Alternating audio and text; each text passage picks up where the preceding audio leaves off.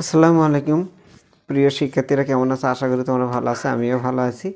আজকে তোমাদের সাথে আমি একটা স্ট্রাকচার নিয়ে আলোচনা করব। যেমন ধরো আমরা বলি এখন খেলার সময়, এখন খাওয়ার সময়, এখন উপযুক্ত সময় মোবাইল দেখার, এখন উপযুক্ত সময় এখান থেকে চলে যাওয়ার, এরকম জাতীয় বাক্য কীভাবে আমরা ইংরেজি স্ট্রাকচার দিয়ে সাজাবো সেটা নিয়ে আলোচনা করব।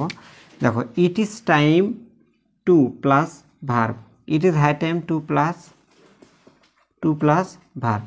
উপযুক্ত সময়, এখনই উপযুক্ত সময়ের ইংরেজি হলে ইট ইজ হাই টাইম, আর এখনই সময় হলে ইট ইজ টাইম।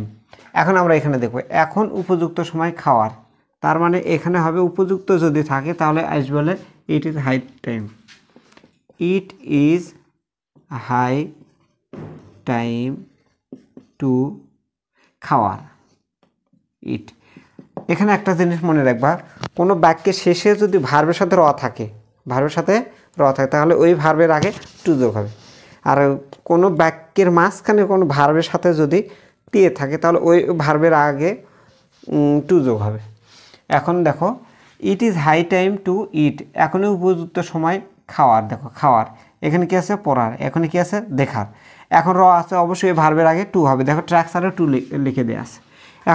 এখনই সময় পড়ার, তাহলে ইট ইজ টাইম টু পড়ার ইংরেজি হলো রিড।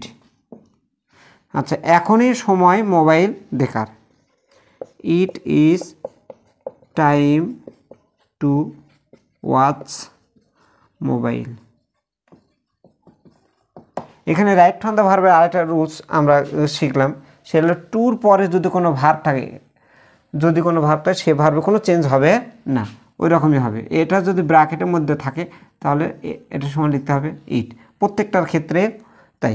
আবার ইট ইজ হাই টাইমের সাথে যদি কোনো সময়ের জন্য সাবজেক্ট, দেখো একটা সাবজেক্ট আছে এবং তারপরে ভার্ব আছে, যেমন ধর চেঞ্জ একটা ভার্ব আছে, এটা রাইট ফ্রম দ্য ভার্বের ক্ষেত্রে, তাহলে চেঞ্জ হ্যাবিট মনে করা আছে, তাহলে এই চেঞ্জটা পরিবর্তন হয়ে যাবে হলো চেঞ্জড।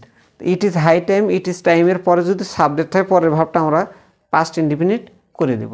এটাই ইট ইজ টাইম, এটা ইংলিশ থেকে বাংলা করারও সোজা হলো।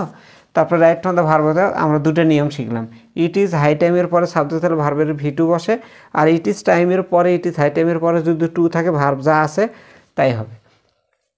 তাহলে এই রকম আমরা ধীরে ধীরে grammar plus translation plus spoken আমরা সব শিখতে পারবো।